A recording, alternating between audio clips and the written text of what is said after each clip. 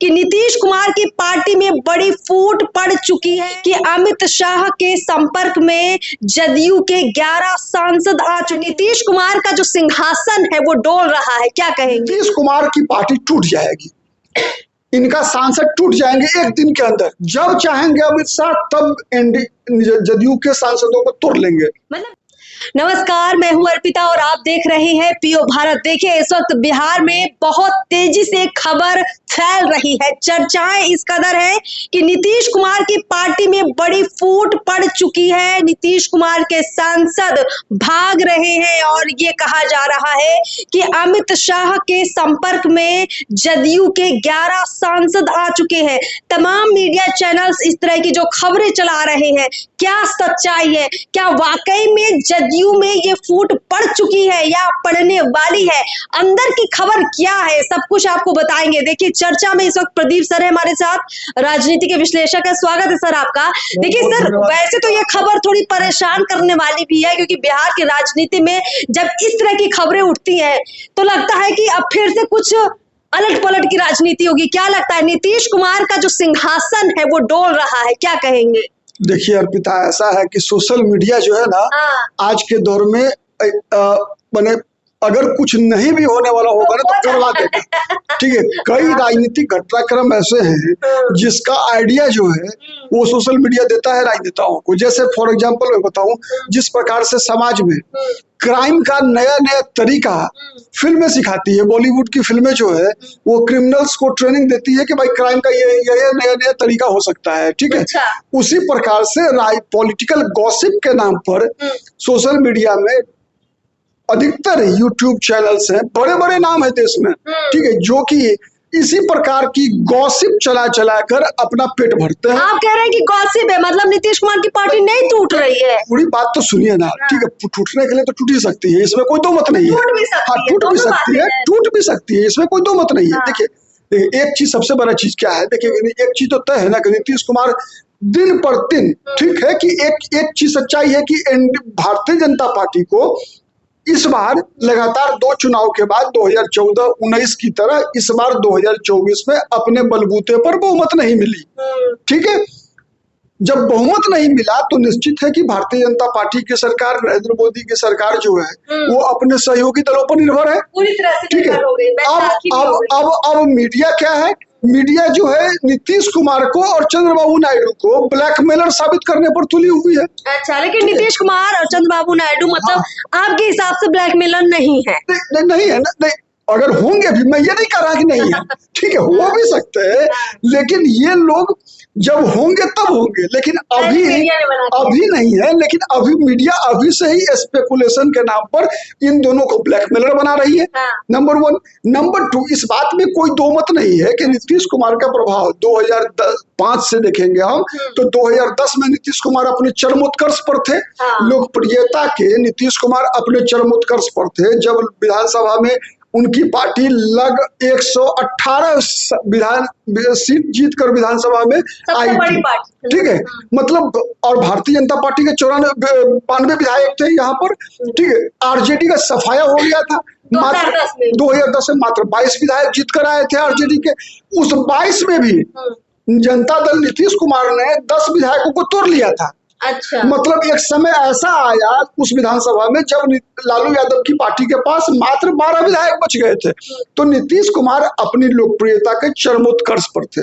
अब देखिए 2010 के बाद 2015 में नीतीश कुमार घट गए।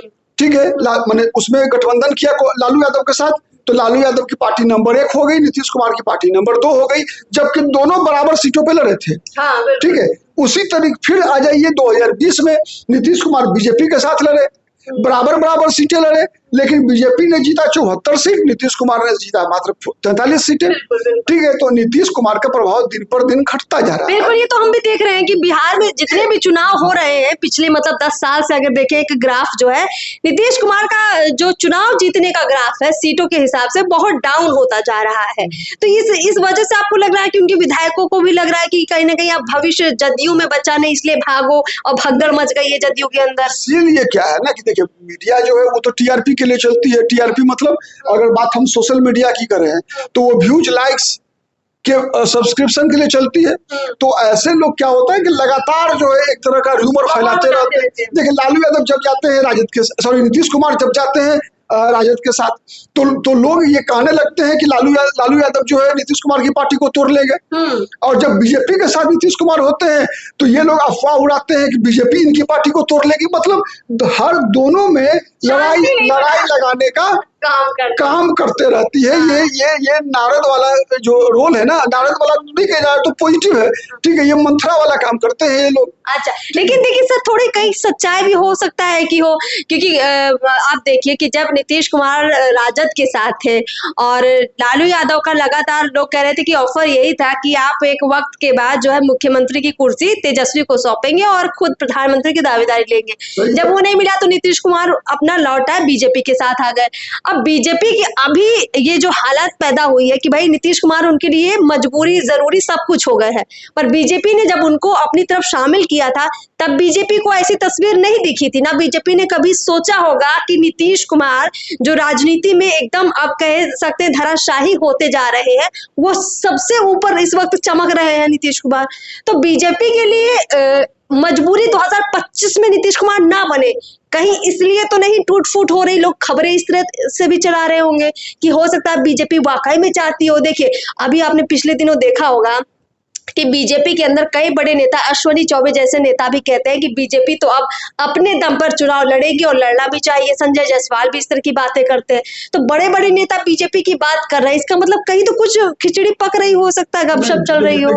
आपका दो सवाल है, ठीक है, दोनों सब एक दूसरे वाले का पहले दूसरे वाले का आप जो कर रही है अश्विनी चौबे वगैरह की बयानबाजी जो है, देखिए एक अलग राजनीतिक दल होने के नाते भारतीय जनता पार्टी को तो ये हक है ही ना कि अपना मुख्यमंत्री बनाने का प्रयास करे, ठीक है, और इसके लिए कलेजा भारतीय जनता पार्टी के पास नहीं है। अच्छा, ठीक है, अगर भारतीय जनता पार्टी के पास कलेजा होता तो अभी 2024 में नीतीश कुमार मजबूरी है, 2020 में नीतीश कुमार मजबूरी नहीं थे, ठीक है। बीजेपी के पास नेता नहीं होंगे, नेता देखिए बीजेपी के पास नेता तो पैदा करता है संगठन। अच्छा, नेता कोई खुद से थोड़े बन जाता है। लालू यादव मुख्यमंत्री बनने से पहले क्या औकात थी लालू यादव की, बताइए।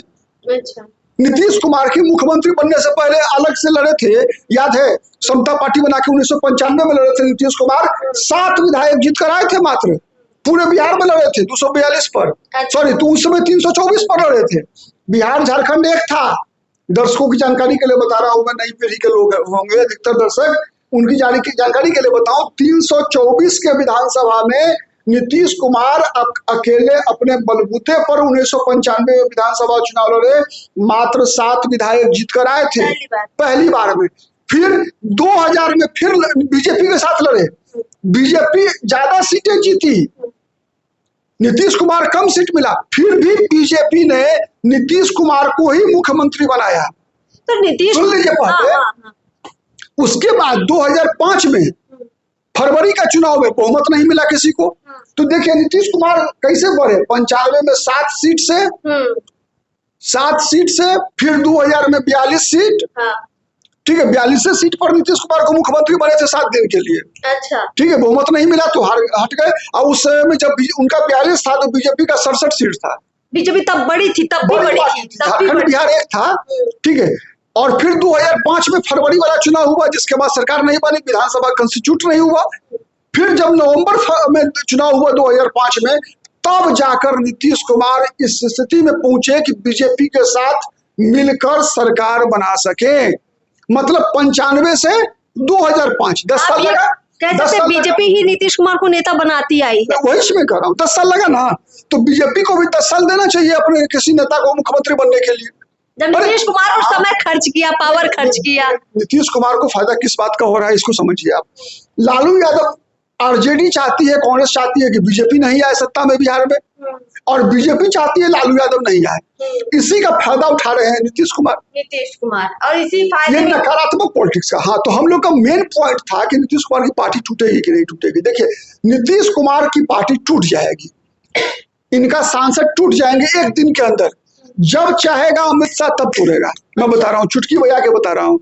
जब चाहेंगे अमित शाह तब जदयू के सांसदों को तोड़ लेंगे। मतलब जिस दिन, लेकिन हाँ, लेकिन बीजेपी नहीं चाहेगी कि वैसी नौबत आए तब तक, जब तक नीतीश कुमार इस बार बीजेपी को धोखा नहीं देंगे। लेकिन चूंकि इसलिए नहीं तोड़ेगी बीजेपी, चूंकि नीतीश कुमार को पार्टी को तोड़ने का अन्य गठबंधन के जो सहयोगी दल हैं उनमें मैसेज खराब जाएगा कि बीजेपी अपने सहयोगियों को तोड़ना चाहती है।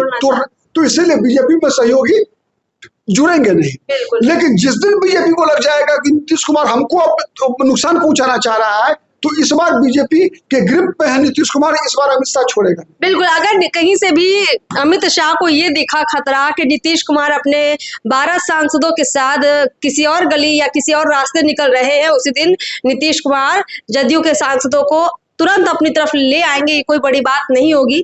और हाँ, फिलहाल जो चर्चाएं चल रही है उसमें कोई ज्यादा बड़ा आधार नहीं है, ये सोशल मीडिया की खाली चर्चाएं हैं। लेकिन चुनाव नजदीक आ रहा है, बिहार विधानसभा चुनाव का, और अगर ऐसे वक्त में बिहार बीजेपी कुछ अलग ही सोच ले, कुछ बहुत बड़ा ही सोच ले कि हमें अपने दम पर ही चुनाव लड़ना है, तब हो सकता है कि ये जोड़ तोड़ की राजनीति थोड़ी सच साबित हो जाए। अभी नहीं करेगी, अभी की संभावना बिल्कुल नहीं है। चलिए, फाइनल हो गया है। चर्चा में फिलहाल इतना ही, और भी खबरें जरूर लेकर आएंगे। चैनल को सब्सक्राइब कीजिए। नमस्कार।